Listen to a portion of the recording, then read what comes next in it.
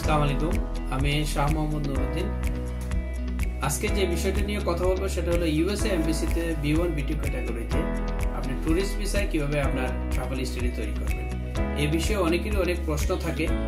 এই বিষয়টি বিস্তারিত আপনাদের সাথে আমি আজকে শেয়ার করব।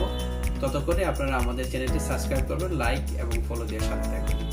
এবার আসি মূল আলোচনায় এই জিনিসটাই বলতে চাচ্ছি, যারা ট্রাভেল হিস্টরি তৈরি করতে চান উন্নত দেশে যাওয়ার জন্য, ওনারা আপনাদের ট্রাভেল হিস্ট্রিটা আপনারা কিভাবে সাজাবেন এই বিষয়টা আপনাদের সাথে আমি আজকে শেয়ার করছি। সেটা হলো, অনেকেই 6টা-7টা দেশ ঘুরে এসে আমাদের সামনে বসে বলেন আমার 6-7টা দেশ ঘোরা আছে, আমি এখন ইউএসএতে, ইউকেতে বা কানাডা, অস্ট্রেলিয়াতে ট্রাই করব। বিশেষ করে আজকে ইউএসএ এমবিসির কথা আপনাদেরকে বলছি।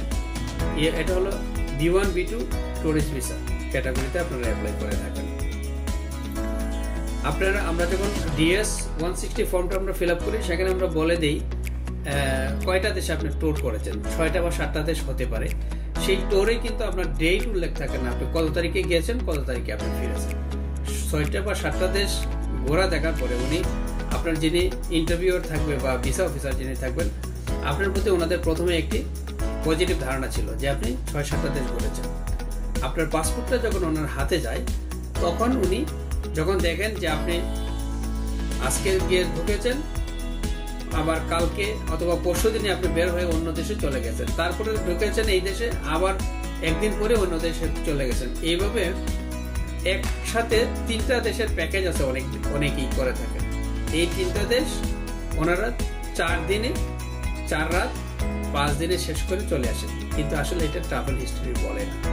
ট্রাভেল হিস্ট্রি হলো আপনার একটি দেশে ঘুরবেন বা একটি দেশে আপনি ঢুকবেন, ওই দেশের অর্থনৈতিক অবস্থা, সামাজিক অবস্থা, ওই দেশের কৃষ্টি কালচার, প্রাকৃতিক সিনারি, খাওয়া দাওয়া সব মিলাইয়ে আপনি যদি এনজয় করতে চান বা আপনি যদি ওই দেশটাকে প্রপারলি এক্সপ্লোর করতে চান, তাহলে আপনার মিনিমাম 1 সপ্তাহ থাকতে হবে।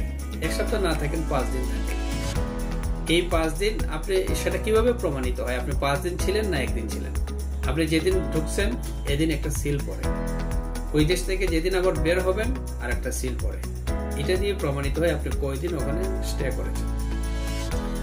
আপনি 7 দিন না থেকে আপনি 7টা দেশ না ঘুরে আপনি যদি 2টা দেশ ঘোরেন প্রপারলি, এই 2 দেশের যে একটা ট্রাভেল হিস্ট্রি তৈরি হবে, সেটা একটা প্রপার একটা ট্রাভেল হিস্ট্রি হবে।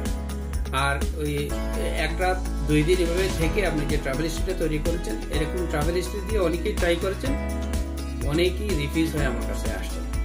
আমি আজকে তাদের উদ্দেশ্যে বলছি, যারা নতুন করে ট্রাভেল হিস্ট্রি তৈরি করে উন্নত দেশে টুরিস্ট হিসেবে আপনারা অ্যাপ্লাই করবেন, ওই সমস্ত দেশে যদি আপনি অ্যাপ্লাই করতে চান, তাহলে আপনাদের ট্রাভেল হিস্ট্রিটা আমি যেভাবে সাজেস্ট করেছি ওইভাবে আপনারা করবেন। একজন ভিসা অফিসারের কাছে আপনার পাসপোর্টটা যখন যায়, উনি তখনই উল্টাইয়া দেখেন যে আপনি কবে ঢুকেছেন, কবে বের হয়েছেন। যখন প্রথমে কিন্তু DS 160 ফর্ম ফিল আপ করার সময় 7টা দেশ উনি যখন দেখছেন, তখন কিন্তু আপনার প্রতি একটা পজিটিভ ধারণা ছিল। যখন উনি ডেটটা আপনার দেখলো যে আপনি ঢুকেছেন আবার বের হয়েছেন উইদিন 1 or 2 ডেজের মধ্যে, তখনই আপনার প্রতি একটা নেগেটিভ ইফেক্ট চলে আসে। কেউ কোনো অফিসার এই বিষয়টা নিয়ে আপনাকে প্রশ্ন করে যে আপনি এত শর্ট টাইমে কেন ঢুকলেন, আবার বের হলেন। আবার কেউ অফিসার আছে আপনার এই বিষয়ে কোনো কথাই বলবেন না, আপনার প্রতি যে একটা নেগেটিভ ধারণা হয়ে গেল, সেই কারণে আপনাকে একটা স্লিপ ধরাই দিয়ে বলবে উই আর সরি, আপনাকে ভিসা দিতে পারবেন না। তো আজকে ছিল টুরিস্ট ভিসার এই B1 B2 ক্যাটাগরিতে আপনি কিভাবে ট্রাভেল হিস্ট্রি তৈরি করবেন একটি সংক্ষিপ্ত আলোচনা। পরবর্তীতে যে কোনো টপিকস নিয়ে আপনাদের সাথে আবারও কথা বলবো।